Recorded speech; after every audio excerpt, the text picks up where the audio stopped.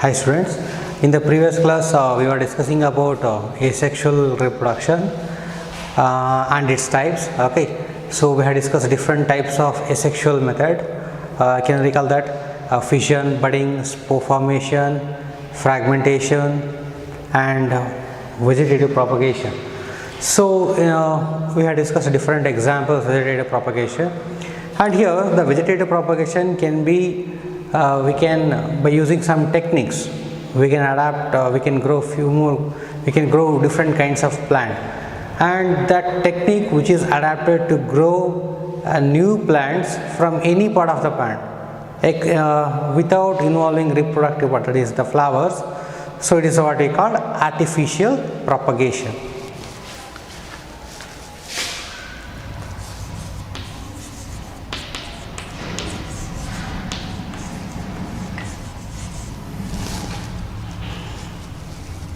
Artificial vegetative propagation.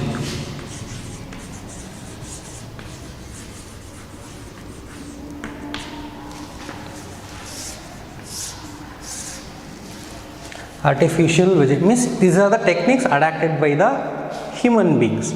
Okay, so this vegetative propagation includes cutting, grafting, grafting and layering.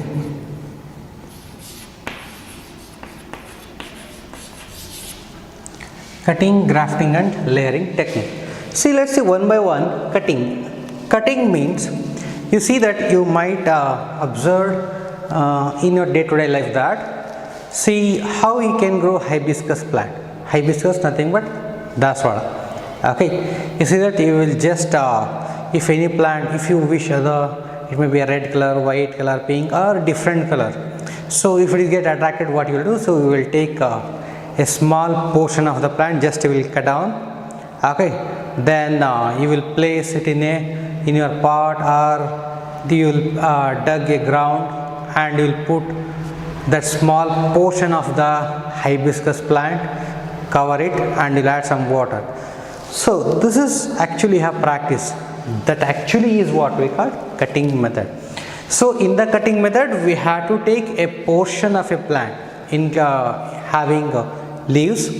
Okay, then we have to place the portion of the plant into the pot or in the ground. Then if it is possible, if the cow dung is available, just we have to place over the tip of the plant just to avoid infections or some other thing. Okay, then after few days, so I think you might observe that one. So what actually we have observed means, first 1 or 2 days when you cut on that plant, it was fleshy. After 1 or 2 days it is becoming drying up, so the plant, they loses all the leaves and it just become like a stick. So after 7 days, 1 week, then we might observe that. So you might see a small green color sprouts in the regions of the plant where the leaf has fallen out from the stem. Say for example, consider this is the stem. Okay, so this is the portion where the leaves has fallen from the stem of a plant. Now in this particular region you will see a green color sprouts, so means a new fresh leaf is coming out. Okay, so as soon as you keep on adding water, then those green sprouts, they finally develop into leaves and that part of the stem grow as an independent plant. This is actually what we call cutting method. So we can go for a hibiscus or rose plant, and one more some herbs we can grow by this method also. Say for example, I don't know the name of that, actually it is called as dodpatre in Kannada, it is called dodpatre. It is also just take a part of that, place it in a soil, and it's having more medicinal value. Okay, just it increases immunity. So that also can be grown by cutting. So just we need not take any precautions to grow such plant because it will grow very rapidly. Just take only few days attention. Later it will go on its own. It improves more immunity, and nowadays it is very essential now. Okay. So this is actually what we call cutting method. Next, coming to grafting. Grafting means here joining of two different part of the plant but belongs to the same species. See what actually grafting. You might observe that whenever you visit any park or garden, so within a rose plant you might observe some flowers are yellow, some are red, some are orange color, like that you might observe, and you may wonder why in a single plant how do you observe different varieties of flowers, different colors of flowers. So you might curious about that. So this is maybe a grafting technique.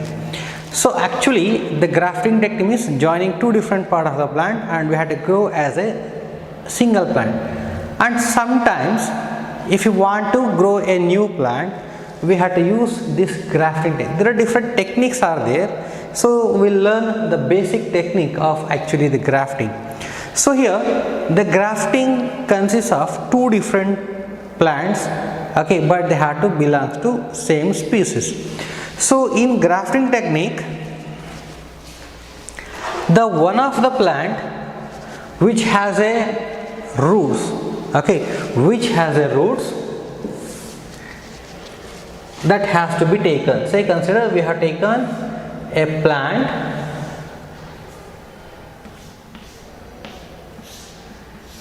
consider this is the plant.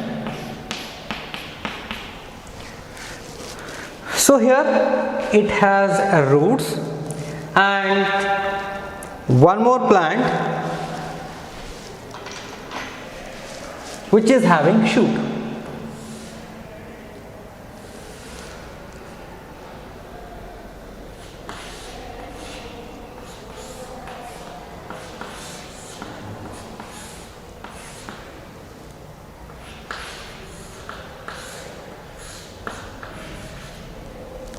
Okay, both of them belong to same species. Now we have to cut the plant in such a way that so these two plants they have to fit into each other. Say here we are making cut in such a way that they exactly fit into each other.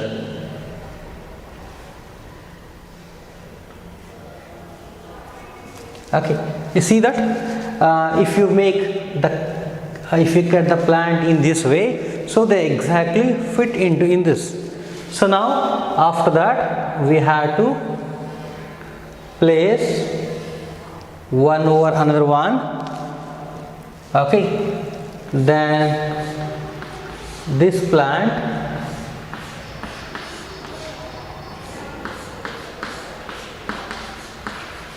okay, just I'm writing a rough diagram. So this plant will grow as an independent plant. Then what is the advantage of grafting technique? You see that if the plant having, say this plant, the white color I have written, this plant having more resistant to diseases, okay, and another species, another plant, say whatever it may be, okay, this plant produces more fruits, thing like that. Then we want to plant in such a way that the plant which resists to diseases at the same time it produces more fruits. So we want such kinds of plant, because if it resists more to diseases but bearing only fruits, it is not use. If it bear more fruits but easily susceptible to diseases, again it is of no use. Then we want a plant in such a way that it resists to both diseases as well as produces more fruits. We want such kind. In that cases we have to choose. We have to choose the breeding of the plant in such a way that we have to analyze their character. Then we have to go for grafting. Then they will grow as an independent plant. So this is how actually what we call grafting technique. So sometimes So this is one particular technique. Okay, so here many plants can be used to grow like this, say guava, perlekai, and some even grafting technique can be done in mangoes also. In most of the cases you might observe that. So earlier if you see that the mango trees were very tall, nowadays if you see that the mango trees are very short and they bear large number of fruits because of the technique adapted by the human being. So nowadays there is one more technique called air grafting. Air grafting means here it's not there, just for an additional information. Consider this is the stem, okay, stem of any particular plant. Then this is the branch. Okay, so we want to grow a new plant. We don't have the seeds of this particular plant. Say for example guava, we want to grow a plant of this one. Then what we have to do? So here first we have to remove the one or two layers of the plant. Okay, just we have to remove. Then okay, so we have to remove that. Then it will be we have to provide moist and nutrition. So in order to provide that, we can use aloe vera. Okay, so take aloe vera piece, just cut half and cover it. Okay, so this is the stem and we are covering the portion, cut portion with aloe vera. Okay, then take a plastic cup which contains just insert inside that one. Okay, just cover it, make a half hole and fill in that cocoa pit and tie it with tightly and just add water. So you have to regularly add water for around 15 days, 45 days, up to 45 days. After 45 days, if you observe that, so the roots will be have come out from wherever you have cut made in that particular portion. The roots have been developed. Then cut the small portion, this portion, and remove whatever things you have applied. Then see that all the roots have been arisen. Then place that particular plant and grow as an independent. That is what we call actually air grafting. There are many different types of techniques. This is one of the method, and anyone can apply this one also. Okay, then last one is layering technique. So layering technique means here the part of the plant, it is buried inside the soil, and the part which is inside the soil, they develop the roots and ultimately grow as an independent plant. Say for example in case of jasmine, malge gida. Okay, consider this is the part of a plant and this is the soil covered. Okay,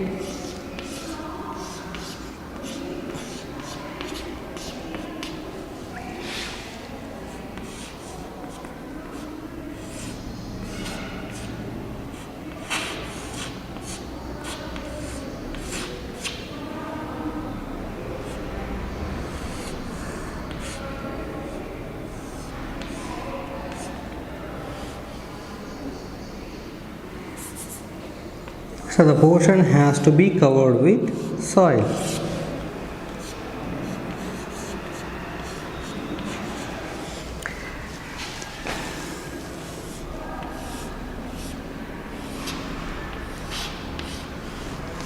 Then the portion which is buried inside the soil, so they develop roots because earlier they may have the leaves. In the place of region where leaves is there, so the leaves has been fallen down, and in that particular portion the roots will develop, and then itself it get cut off, or we can cut down the portion, then we can grow this one as a new independent plant. This is actually what we call layering technique. So these are the different techniques adapted under artificial vegetative propagation.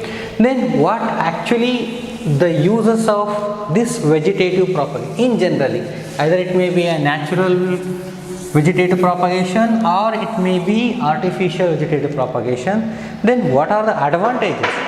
So advantages is, so here by using vegetative propagation we can grow many fruits. Okay, the more number of fruits we can grow by artificial propagation. So one thing, and here we need we have to take less attention. We have to take very less attention in the vegetative propagation as we compare to the growing of the plant by using seeds, because sometimes seeds may be germinate or may not. But thing is that if you take in case of vegetative propagation, so we in the beginning only we have to take care. Ultimately the plant will develop on its own, so there is no problem at all. And here in vegetative propagation, so here the cost will be very less, so we need to invest more thing regarding in this. So these are the some of the advantages of vegetative propagation. And here sometimes if the plant is free, we can grow disease free plant also. And if the plant is having some effect or diseases or rare species are there, by using this technique we can grow and we can increase their number also. So these are some of the advantages of vegetative propagation. Now, so as in case of asexual reproduction, the plant which is obtained or the organism obtained from the parent, does it actually look like its parent? Say for example a hibiscus plant. Okay, the hibiscus plant, from that we will cut down the part of that, the new plant will be grown. It does exactly look like its parent? Of course yes. Say while discussing binary fission in amoeba, in that organism divides and it produces two daughter amoeba. Okay, those two daughter amoeba exactly look like their parent? Yes, they look like exactly like it. The question is that the organisms which are obtained by asexual method, are they genetically identical? That we have to discuss. So the question is here is, organisms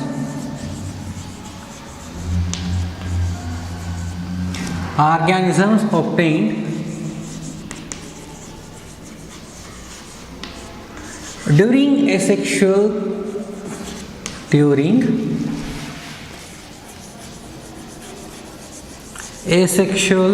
reproduction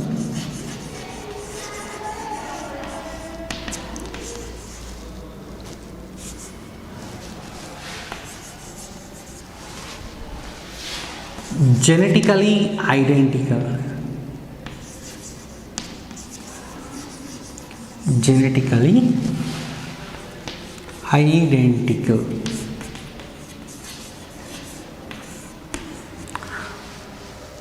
Genetically identical mean, let's see that what actually. So organisms obtained during asexual reproduction genetically identical. Genetic means we had to discuss about the chromosomes. So let's discuss that. Let's take an example.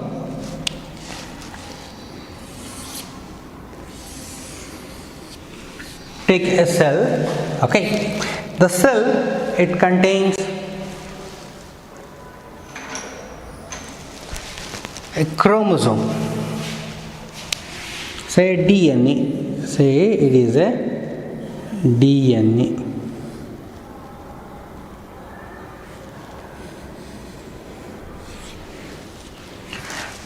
We know the structure of chromosome, DNA, gene. We have discussed all the concepts in the 9th standard itself, and again it is not necessary now. Okay, a single cell contains a DNA. During division of a cell, so what happens, we say that a cell during asexual reproduction, it produces what are the new cells are there, they contain same number of chrome, that is by mitosis. Okay, here during cell division, the DNA, it will become double. The amount of DNA will become double. Means this DNA produces its own kind in the same cell. Say, let's see that how it will reproduce. So now this cell,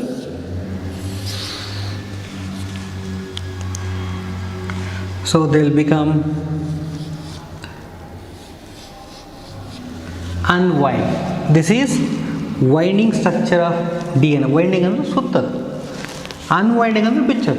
Okay, so winding structure of DNA. Now before making its copy of its own, they will get separate from each other, and here they make two different strands. This is one strand, this is another strand. Okay, then here by using cell machineries or the components, so both of them they produce on their own. One more copy of DNA is produced. Okay, now earlier they have only one DNA, now we have two DNA. When cell gets separated, dividing, so here what happened?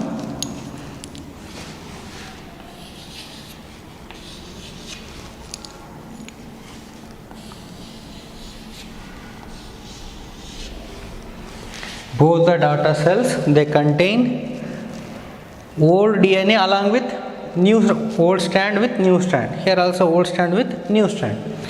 So here what these two cells they obtained from the parent, and the DNA is there, whatever is there in the daughter cell, they look like the parent only. This is actually what we call biochemical pathway. Biochemical pathway means it includes, it's a the word meaning has vast area, but thing is that now the copying of DNA is actually is what we call now biochemical pathway. This is the synthesis of new DNA from the parent DNA. It is called as DNA replication.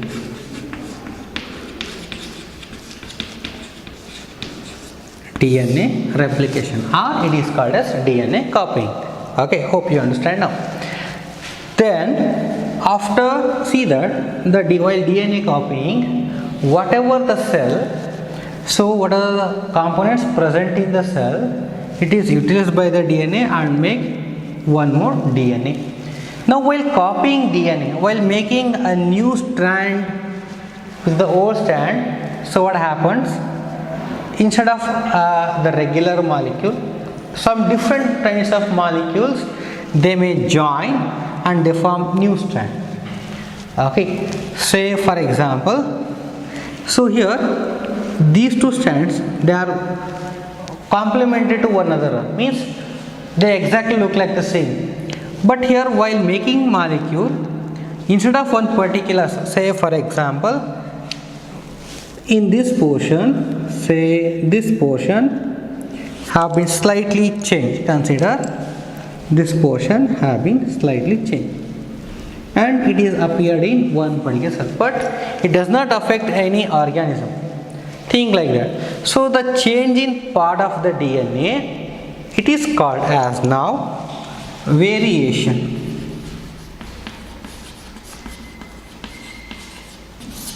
It is called as variation. Means DNA copying method, it is a biochemical pathway. Sometimes while copying DNA, there may be a changes occur in the DNA, and that is what we call variation.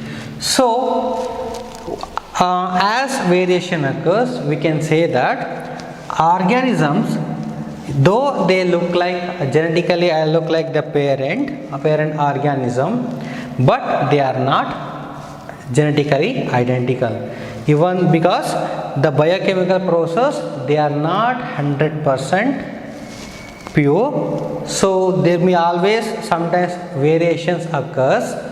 Because of variations, even though they look like the parent organism, but they are not genetically identical to one another. So this is actually what we call variation. Then why variation occurs? Is it useful or it will be disadvantage to the organism? So both are possible. Sometimes if the variation occurs in an organism, it might be helpful for the survival of organism. Or if the DNA, if the variation occurs too much of change, means the more maximum DNA has been completely changed, then it is not possible to survive. In that case, the cell will die. So both the possibles are there. It may be sometimes useful, or sometimes it will be death of the organism, or cell will be takes place. Okay. Then if the variation occurs in a particular cell, then in that case, instead of producing particular protein, it might produce different kind of protein. So because of different kinds of protein, it might be helpful for the survival of organism. So let's see that how this variation is useful for the survival of organism.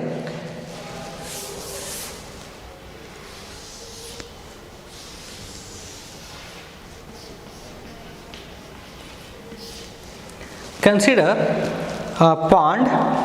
Okay, in the pond you might observe that a few bacteria they are living. Say consider there are 8 bacteria. So there are 8 bacteria in a particular pond. Then just think like that, these bacteria, they can tolerate the temperature of around 10 degrees Celsius.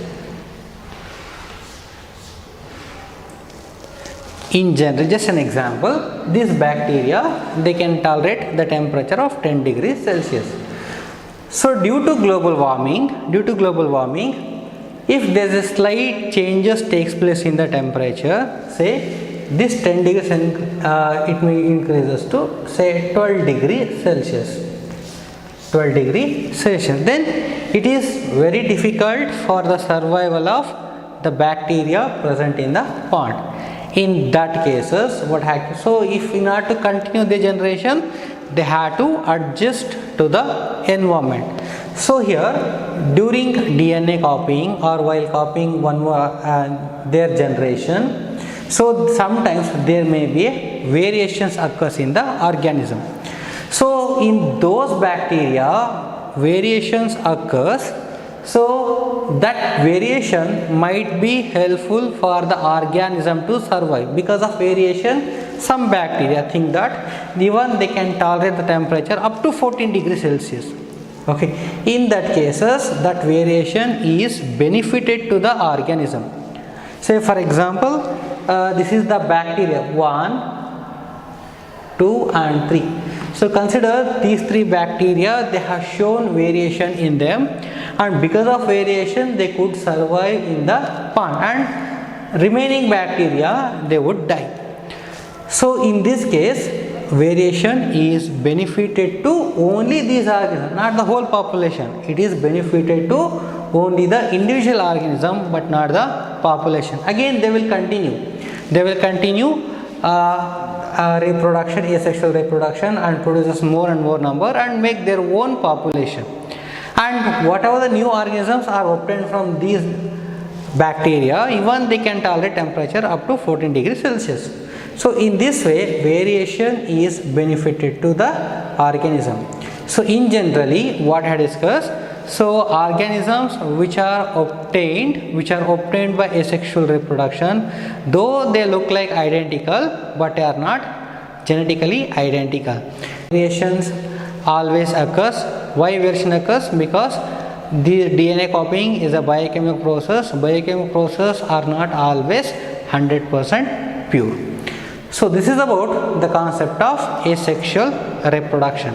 Now after all discussing asexual reproduction, let's discuss about sexual reproduction.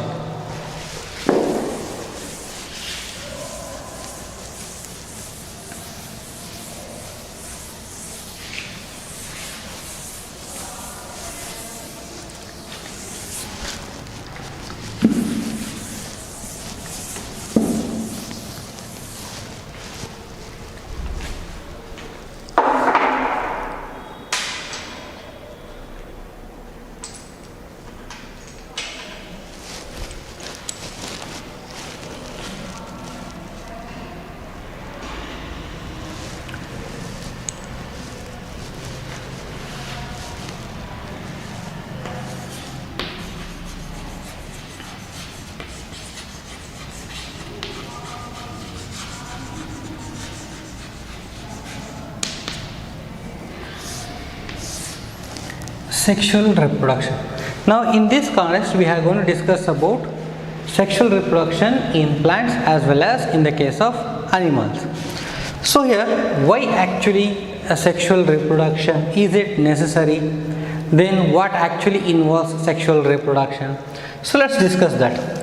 So sexual reproduction, it involves the participants of male and female gametes. So in the lower classes you have studied about the reproductive cells or about the gametes. Okay. So here in sexual reproduction, the participation of gametes which involves in the formation of a new organism. So let's recall once again. Here the gametes which are obtained from a female, it is an egg. It is called as egg or ovum. It is called as egg or ovum. Then male, it produces male gamete called sperms. Okay. Then what is the difference? So here the gametes, that is egg or the sperms, these are single cell and they are haploid in number, means they contain half of the parent chromosomes. Okay. That if the egg fuse with sperms, then results in the formation of zygote. This results in the formation of zygote. Say this is haploid number and this is haploid number. The fusion of two, it is called as diploid. Okay. Then the zygote undergoes mitotic division, means it produces many dividing produces ultimately a new organism, means a new organism development takes place by the zygote only. Okay. This is the things that you have already learned in the lower classes. Now we are going to discuss about how sexual reproduction takes place in the case of plant. So here also in the case of plants, so here we have two different types of the plant, male plant and female plant. In some plant we contain both male and female flower. The female gamete is called egg and male gamete is called as sperms. Now before going to study about sexual reproduction in case of flower, now we will discuss about the structure of a flower. What are the parts of the flower? Then how reproduction takes place in the flower. How seed develop into a new plant. So these are the concepts we will discuss now. Okay. Now let's study structure of flower.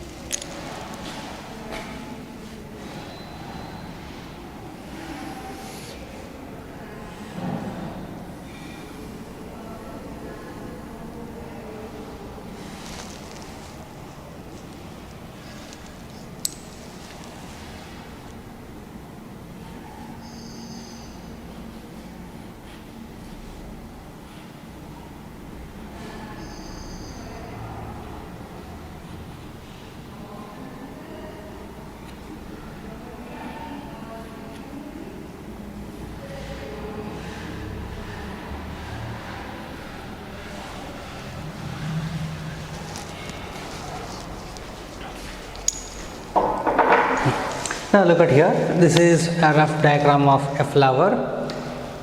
So here, if you observe the structure of a flower, then you will find different parts.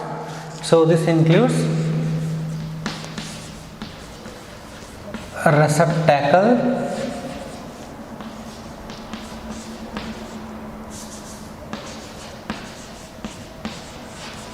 sepals, petals, then reproductive organs.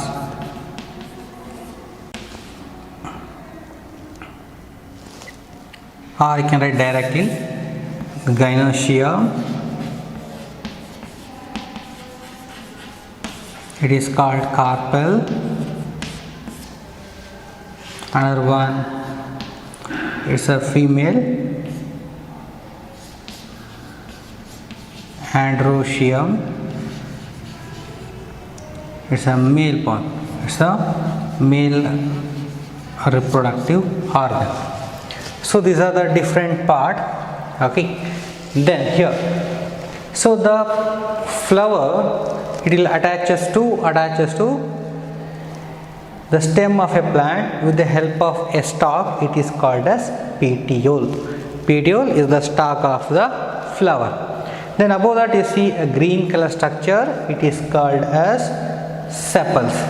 A green leafy like structure, it is called as sepals.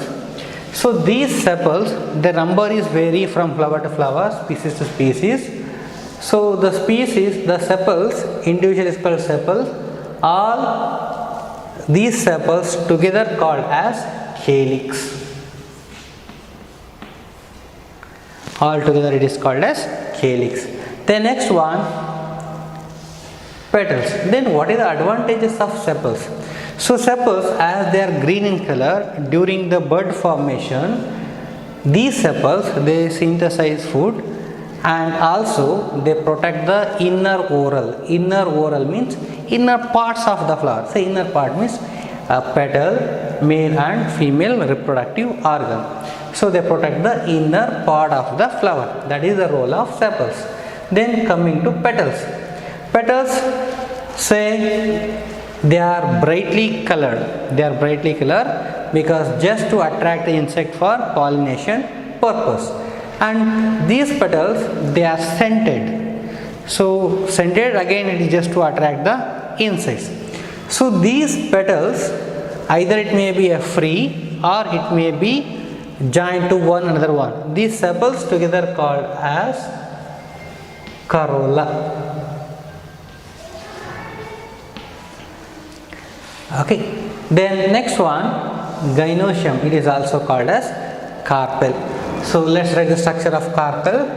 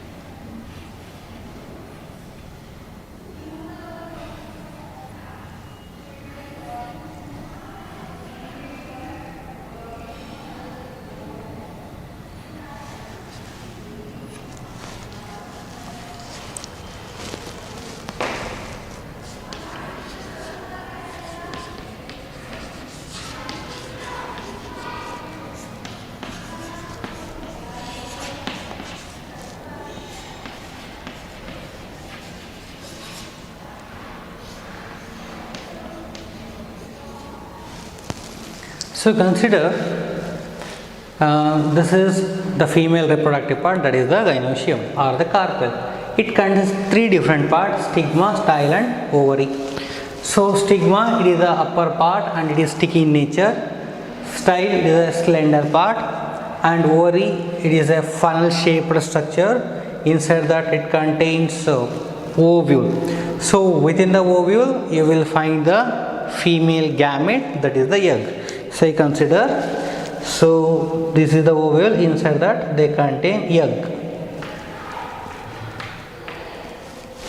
Okay, so here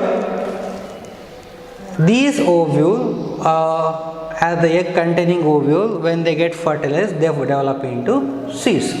This is a structure of a female reproductive part. Now let's see the male reproductive part.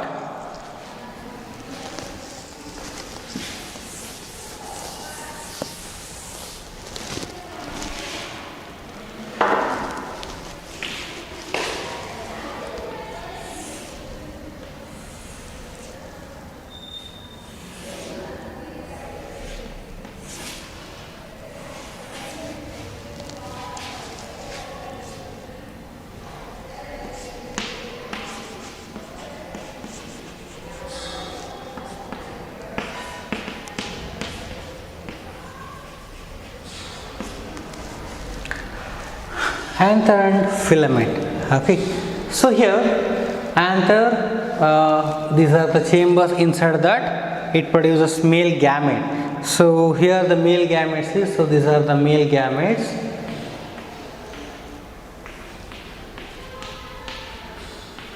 and these are called as pollen grains. Pollen grains, and this is the thin slender part, is called filament. When pollen grains are get mature, so here it undergoes dehiscence, then the pollen grains spread in the air. So this is about the structure of a bisexual flower. Now here the flower, as you observe that in this flower it contains both male and female reproductive organs, but in other some flowers they contain either male reproductive part or female reproductive part. So based on that, whether they contain male or female or the both, so based on that we had two types of flowers. So they are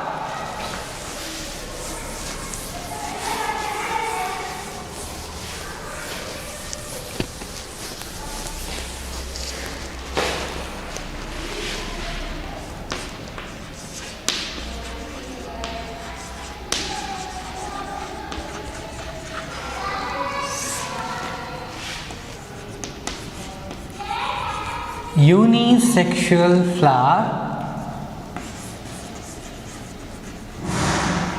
and another one bisexual flower. Unisexual flower and bisexual flower. So in unisexual flower, so here they contain either male or female reproductive organ. Then they are called as unisexual. Uni refers to one. Bisexual flower, they contain both the reproductive organ, both male and female. Then it is called as bisexual. So for example, papaya. So they are both male and female flower plants are there. Bisexual flower, example hibiscus. So it contains both male and female reproductive organ. This is about the types of flowers. Then coming to next one, let's see that how reproduction takes place in the case of flower. So here, as after studying about male and female gamete, so the male gamete, they have to transfer into a female part, and ultimately fertilization will be takes place. Okay. So in the next class we will discuss about how sexual reproduction takes place in the case of plants. We shall continue in the next class. Thank you.